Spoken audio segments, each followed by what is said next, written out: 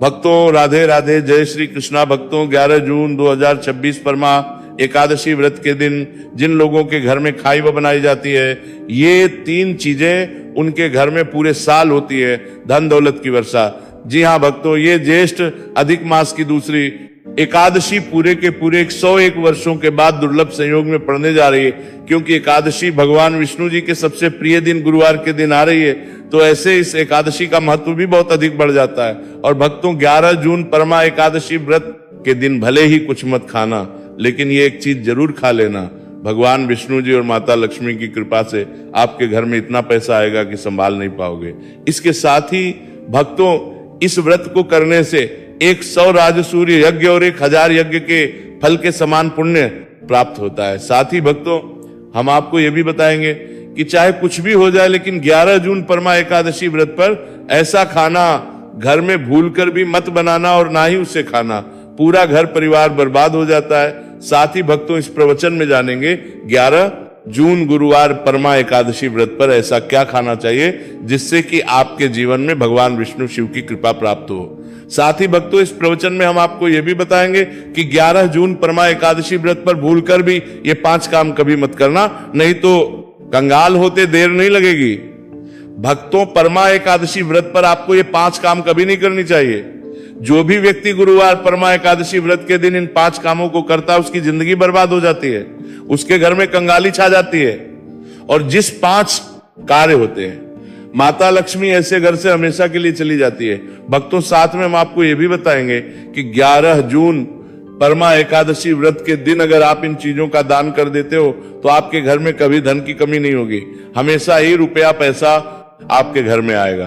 तो इसीलिए आप इस प्रवचन को पूरा ही सुने, आधा अधूरा ना सुने। कई लोग होते हैं जो वीडियो को काट काट कर देखते हैं, बीच बीच से देखें, और फिर ऐसे व्यक्ति को जीवन में कभी सफलता हासिल भी नहीं हो सकती। इसीलिए वीडियो को आधा अधूरा छोड़कर ना जाए भक्तों, चाहे कुछ भी हो जाए, लेकिन एकादशी के दिन एक छोटी सी चीज जरूर खा लेना। आपको करोड़पति बनने से विधाता भी नहीं रोक पाएंगे, क्योंकि 101 वर्षों के बाद पुरुषोत्तम मास में परमा एकादशी व्रत ऐसे शुभ समय में पड़ने जा रहे हैं। और परमा एकादशी हिंदू धर्म के लोगों के लिए सबसे श्रेष्ठ मानी जाती है। और भक्तों इस दिन किया गया कोई भी उपाय कभी भी निष्फल नहीं जाता, बेकार नहीं जाता, मतलब हमेशा लाभ ही लाभ प्रदान करवाता है। आज दरबार ये लोग। चलिए भक्तों अब हम आपको परमा एकादशी व्रत की थोड़ी सी जानकारी दे देते हैं। भक्तों इस बार 2026 में परमा एकादशी व्रत को लेकर लोगों के मन में शंका बनी हुई है कि यह व्रत इस दिन रखा जाएगा। 10 जून या 11 जून पूजा पाठ कैसे किया जाएगा, शुभ मुहूर्त क्या रहेगा, इस दिन क्या खाना है और क्या नहीं खाना है। इस प्रवचन में हम आपका सारा कंफ्यूजन दूर कर देंगे। बस आपको संपूर्ण जानकारी के लिए इस प्रवचन को पूरा जरूर सुनना होगा। और भी बहुत सारे लोगों के प्रश्न आ रहे हैं कि परमा एकादशी व्रत के दिन चावल खा सकते हैं या नहीं खा सकते, पहली बार ये व्रत कर सकते हैं या नहीं। इन सभी प्रश्नों के उत्तर आज हम इस प्रवचन में जानेंगे, और यह भी बताएंगे कि वह कौन सी चीज है जो हमें परमा एकादशी व्रत के दिन जरूर ही खा लेनी चाहिए। अगर आप ये चीज खा लेते हो तो आपको धनवान बनने से विधाता भी रोक नहीं पाएंगे। भक्तों परमा एकादशी व्रत है, और परमा एकादशी व्रत की रात तुलसी में एक चीज जरूर बांध देना चाहिए। अगर आप परमा एकादशी व्रत के दिन तुलसी में एक चीज बांध देते हो तो माता लक्ष्मी जी की कृपा से आपके जीवन में धन आने के सभी रास्ते खुलते चले जाएंगे। तो भक्तों परमा एकादशी व्रत ज्येष्ठ अधिक मास के कृष्ण पक्ष की एकादशी को मनाई जाती है भारत में। इसे अलग अलग जगहों पर अलग अलग नाम से जाना जाता है। जैसे कहीं कहीं पर इसे परमा एकादशी व्रत और कहीं ना कहीं पर वैष्णव पुरुषोत्तमी एकादशी, कहीं ना कहीं पर बस व कमला एकादशी व्रत के नाम से भी जाना जाता है। धर्म ग्रंथों में कहा गया कि परमा एकादशी व्रत ज्येष्ठ कृष्ण की एकादशी होती है, और ये भगवान श्री विष्णु को समर्पित एक अत्यंत पुण्यदायी व्रत माना गया है। शास्त्रों में कहा गया है कि इस दिन श्रद्धा और भक्ति से व्रत रखने, भगवान विष्णु का स्मरण करने और दान पुण्य करने से मनुष्य अपने जन्म जन्मांतर के पापों से मुक्त होकर मोक्ष की प्राप्ति करता है। इतना ही नहीं, इस व्रत के प्रभाव से मातृवृत्ति को ही नहीं, उसके पितरों को भी स्वर्ग और मोक्ष की प्राप्ति होती है। इसलिए इसे पितृ उद्धारक एकादशी भी कहा गया है। जीवन में सुख, शांति, सौभाग्य, समृद्धि और चारों पुरुषार्थ धर्म, अर्थ, काम और मोक्ष की प्राप्ति भी इसी व्रत के प्रभाव से होती है। इसी पावन दिन को एकादशी के रूप में भी मनाया जाता है। द्वापर युग में कुरुक्षेत्र की युद्ध भूमि पर भगवान श्री कृष्ण ने अर्जुन को जो दिव्य ज्ञान प्रदान किया था, वही अमृत तुल्य श्रीमद् भगवत गीता इसी दिन बहुत बड़ा महत्व रखती है। गीता का ज्ञान केवल एक युद्ध का उपदेश नहीं, बल्कि समस्त मानव जाति के लिए धर्म, कर्तव्य, सत्य और भक्ति के मार्ग को दर्शाने वाला शाश्वत ग्रंथ है। इस दिन श्रीमद् भगवत गीता का पाठ, श्री कृष्ण पूजन, व्रत और सत्संग करने से व्यक्ति का जीवन आध्यात्मिक रूप से प्रकाशित होता है और उसे भगवान के चरणों की निकटता प्राप्त होती है। धार्मिक के अनुसार परमा एकादशी व्रत का व्रत आपकी आत्मा पर बोझ नहीं, बल्कि समस्त पापों का श्रवण करने वाला होता है। भक्तों, चलिए सबसे पहले हम आपको बता देते हैं कि परमा एकादशी व्रत की सही डेट टाइम क्या है। फिर हम आपको बारी बारी से सभी जानकारी बताते हुए चलेंगे और ये भी बताएंगे कि वो कौन सी चीज है जो हमें परमा एकादशी व्रत के दिन जरूर ही खा लेनी चाहिए। और भक्तों, साथ में आपको बताएंगे कि इस दिन एक चीज भूलकर भी नहीं खानी चाहिए। अगर आप ये चीज भरते हैं, भूलकर भी खा लेते हो, तो आपके घर में अनहोनी हो सकती है। तो ऐसा अनर्थ काम भूलकर भी मत करना और अनर्थ होने से पहले वीडियो को आप पूरा जरूर देख लेना। तो चलिए भक्तों, जानते हैं परमा एकादशी व्रत की सही डेट टाइम के बारे में। 2026 में परमा एकादशी व्रत करना और बांध के आप रुक करना। एकादशी व्रत की सही डेट टाइम क्या है? ज्येष्ठ के कृष्ण पक्ष की एकादशी तिथि पर परमा एकादशी व्रत मनाई जाती है। इस साल ज्येष्ठ अधिक माह के कृष्ण पक्ष की एकादशी 10 जून 2026 को रात्रि 12 बजे के बाद जब 11 तारीख लग चुकी होगी तो 12:56 से शुरू होगी और इसकी समाप्ति अगले दिन 11 जून 2026 को रात्रि 10:36 पर होगी। अब भक्तों, उदया तिथि के अनुसार देखा जाता है तो इस बार उदया तिथि के अनुसार परमा एकादशी का व्रत 11 जून 2026 को रखा जाएगा। चलिए भक्तों, अब हम परमा एकादशी की सरल पूजा विधि और शुभ मुहूर्त के बारे में जान लेते हैं। इस दिन को सही तरीके से और श्रद्धा के साथ मनाने के लिए सबसे पहले आपको सूर्योदय से पहले ब्रह्म मुहूर्त में उठना है। फिर स्नान करके पूजा स्थान पर जाएं और भगवान सूर्य को 1 लोटा जल अर्पित करें। इसके बाद व्रत का संकल्प लें। संकल्प लेने के लिए अपने सीधे हाथ में जल और फूल रखें। फिर 3 बार ओम श्री विष्णु का जाप करें और अपना नाम, गोत्र, स्थान, मकान नंबर या फ्लैट नंबर और क्षेत्र का नाम बताएं। इसके बाद अपनी इच्छाएं भगवान के चरणों में समर्पित करें और भगवान को प्रणाम करके जल अर्पित कर दें। अब पूजा की प्रक्रिया के बारे में जानते हैं। सबसे पहले एक अखंड फल जैसे सेब, नारियल, जो भी फल उपलब्ध हो, बिना कांटे हुए लें और उसे गंगा जल से शुद्ध करें। फिर भगवान श्री विष्णु की तस्वीर या मूर्ति रखें। अगर आपके पास मौली, पान, सुपारी, लौंग, इलायची या पान का पत्ता हो तो उन्हें भी सजा कर रखें। अब भगवान को बुलाने की प्रक्रिया, जिसे प्राण प्रतिष्ठा कहते हैं, इसके लिए भगवान की तस्वीर को स्थापित करके उस स्थान का शुद्धिकरण करें। गंगाजल मिश्रित जल से उस स्थान पर छींटे डालें और एक फूल रखें। फिर भगवान को आचमन कराएं, तिलक लगाएं, अक्षत चढ़ाएं, फूलों की माला पहनाएं और एक पुष्प अर्पित करें।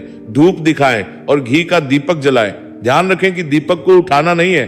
दीपक को जहां रखा है वहां चावल या फूलों का आसन बना लें और फिर दीपक रखें। आप भगवान को नैवेद्य के रूप में जो भी मिठाई आपके पास हो वहां अर्पित करें। अगर मिठाई नहीं है तो मिश्री के दाने चढ़ा सकते हैं, लेकिन बिना कटा हुआ फल भगवान को जरूर अर्पित करें। फिर भगवान के सामने हाथ जोड़कर 108 बार ओम नमो भगवते वासुदेवाय मंत्र का जाप करें। अपनी मनोकामना की पूर्ति के लिए एक पान का बीड़ा तैयार करें। उसमें 2 लौंग, 2 इलायची और 1 सुपारी रखें। इस बीड़े को भगवान को अर्पित करें और 11 बार ओम नमो भगवते वासुदेवाय का जाप करें। फिर अपनी इच्छा के समक्ष व्यक्त करें। यदि आप धन की प्राप्ति के लिए पूजा कर रहे हैं तो भगवान से धन का आशीर्वाद प्राप्त करें। अब परमा एकादशी की कथा सुने या उसका पाठ करें और फिर भगवान की आरती करें। अंत में फल का भोग अर्पित करें और प्रसाद को सभी में वितरित करें। इस दिन अन्न का सेवन ना करें। यह व्रत का सबसे बड़ा नियम है। चलिए भक्तों, अब हम जान लेते हैं कि परमा एकादशी व्रत के दिन क्या ना करें। देखिए भक्तों, पहली बात, परमा एकादशी व्रत के दिन व्यक्ति को किसी भी प्रकार के विवाद, तन झगड़े से बचना चाहिए। इस दिन किसी से वाद विवाद करना या मानसिक अशांति लाना व्रत का उल्लंघन हो सकता है। व्यक्ति को इस दिन शांत और संयमित रहना चाहिए और किसी से भी द्वेष या कड़वाहट से बचना चाहिए। साथ ही इस दिन झूठ बोलने से भी बचे, क्योंकि यह व्रत के उद्देश्य के खिलाफ होता है। दूसरी बात, एकादशी के दिन चावल का सेवन नहीं करना चाहिए, क्योंकि धार्मिक मान्यताओं के अनुसार चावल की उत्पत्ति भगवान विष्णु के रोम से मानी जाती है। साथ ही इस दिन बैंगन का सेवन भी वर्जित होता है। तीसरी बात, चावल का सेवन इस दिन नहीं करना चाहिए। एकादशी के दिन चावल का सेवन वर्जित माना जाता है। इसके अलावा इस दिन बाल और नाखून काटने से भी बचना चाहिए, ये व्रत के प्रभाव को कमजोर करना है। चौथी बात, इस दिन जमीन पर सोना चाहिए, ये व्रत के दौरान आत्मनियंत्रण और संयम का प्रतीक होता है। कुछ लोग एकादशी का व्रत बिना नमक के करते हैं, जबकि कुछ लोग सेंधा खाकर व्रत करते हैं। पांचवी बात, इस दिन का मुख्य उद्देश्य भगवान विष्णु की पूजा और ध्यान होता है, इसलिए इस दिन को लौकिक कार्यों से मुक्त होकर पूरी तरह से भक्ति में लीन रहकर बिताना चाहिए। परमा एकादशी व्रत के दिन भगवान विष्णु की पूजा और विष्णु के मंत्रों का जाप करने से पुण्य की प्राप्ति होती है। यदि आप पूजा में लापरवाही करेंगे या कोई अन्य कार्य करेंगे तो व्रत का पुण्य नहीं मिलेगा। अगली बार एकादशी के दिन व्रती जातकों को सुबह देर तक सोने से बचना चाहिए। इस दिन हमें जागरूक और ध्यानमग्न रहना चाहिए। साथ ही किसी भी पेड़ या पौधे की पत्तियां और फूल तोड़ने से बचें, खासकर तुलसी के पत्ते भूलकर भी न तोड़ें। अगर भगवान विष्णु को तुलसी अर्पित करनी है तो एक दिन पहले ही पत्ते तोड़कर रख लें। चलिए भक्तों, अब हम जान लेते हैं कि परमा एकादशी व्रत के व्रत में क्या खाना चाहिए और क्या खाना चाहिए। भक्तों, परमा एकादशी व्रत के दिन सेब जरूर खाना चाहिए। शास्त्रों में बताया जाता है कि भगवान के भोग में सेब आदि जरूर अर्पित किया जाता है। अगर आपका व्रत है तो आपको सेब जरूर खाना चाहिए। केला, पपीता, तरबूज और मीठे अंगूर जरूर खाना चाहिए। इन फलों से व्रतधारी को शक्ति मिलती है और व्रत संपूर्ण हो जाता है। शास्त्रों में बताया जाता है कि परमा एकादशी व्रत के दिनों में सीताफल जरूर खाना चाहिए। सीताफल खाने से 10 ऐसी बीमारियां हैं जो खत्म मानने वालों का देगा हो जाती है। माना जाता है परमा एकादशी व्रत के दिनों में सीताफल का घर में प्रवेश होना बड़ा ही शुभ माना गया है। सीताफल खाने से एकादशी का सफल हो जाता है, क्योंकि इसमें माता सीता का आशीर्वाद मिला हुआ होता है। माना जाता है भगवान राम के वनवास के दौरान माता सीता ने यही फल खाया था। परमा एकादशी व्रत के दौरान इसे जो भी खाता है उसे दुखों का सामना नहीं करना पड़ता। सीताफल आपको जरूर खाना चाहिए। माता सीता प्रसन्न होती है और आशीर्वाद देती है। लेकिन याद रहे, परमा एकादशी व्रत में बैंगन की सब्जी मत खाना, पाप लगेगा भक्तों। एकादशी व्रत में व्रतधारी को डब्बा बंद लस्सी, डब्बा बंद जूस नहीं पीना चाहिए। उसमें कई केमिकल मिले होते हैं जिसके कारण आपका व्रत टूट सकता है। जब भी आप फलों का जूस पिए तो याद रखें उसमें नमक ना डालें, नहीं तो व्रत टूट जाएगा। साथ ही साथ जूस में बर्फ भी नहीं डालना चाहिए। फलों का सादा जूस पीने से व्रत सफल होता है। तो चलिए भक्तों, अब हम आपको परमा एकादशी व्रत के दिन किन चीजों का सेवन नहीं करना चाहिए ताकि आपका व्रत पवित्र और पूर्ण रूप से फलित हो। भक्तों, पहली चीज, खट्टे पदार्थ। एकादशी के दिन खट्टे खाद्य पदार्थों का सेवन भी करना वर्जित माना जाता है, जैसे कि आम, इमली, दही, खट्टे फल आदि या खट्टे पदार्थ तामसिक गुणों को बढ़ाते हैं, जिससे मानसिक स्थिति पर नकारात्मक प्रभाव पड़ सकता है। धार्मिक दृष्टि खट्टे पदार्थों से शरीर में नकारात्मक ऊर्जा का संचय होता है, जो व्रत के उद्देश्य के खिलाफ है। इसलिए इस पदार्थों से बचना चाहिए। दूसरा है मांसाहारी भोजन। परमा एकादशी व्रत के दिन मांसाहारी भोजन का सेवन पूरी तरह से निषेध है। मांसाहार भोजन न केवल शारीरिक दृष्टि से हानिकारक होता है, बल्कि यह आध्यात्मिक रूप से भी हमारे पापों को बढ़ाता है। मांसाहारी भोजन से तामसिक गुण बढ़ते हैं, जो हमारी मानसिक शांति और संतुलन को प्रभावित करते हैं। भगवान विष्णु की पूजा और व्रत में सिर्फ सात्विक भोजन की अनुमति होती है, जो शुद्धता और भक्ति का प्रतीक है। इसलिए इस दिन मांसाहार, अंडे, मुर्गा, मछली या किसी भी प्रकार के मांस का सेवन न करें। इस बात का विशेष ध्यान रखें। भक्तों, तीसरी चीज, शक्कर और मिठाई का सेवन परमा एकादशी व्रत के दिन अत्यधिक शक्कर या मिठाई का सेवन भी नहीं करना चाहिए। शक्कर का अधिक सेवन शरीर में और तामसिक गुणों को बढ़ाता है, जो व्रत के उद्देश्य के खिलाफ होता है। मिठाई और शक्कर का सेवन मानसिक स्थिति को प्रभावित कर सकता है और वृत्ति को संतुलित रखने में मुश्किलें पैदा कर सकता है।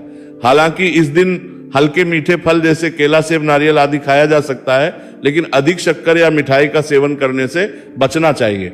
इन सभी चीजों से परहेज करते हुए इस एकादशी का पालन। भक्तों, आगे की जानकारी देने से पहले अगर आप हमारे चैनल पर नए हैं तो चैनल को सब्सक्राइब करके वीडियो को एक लाइक जरूर करें।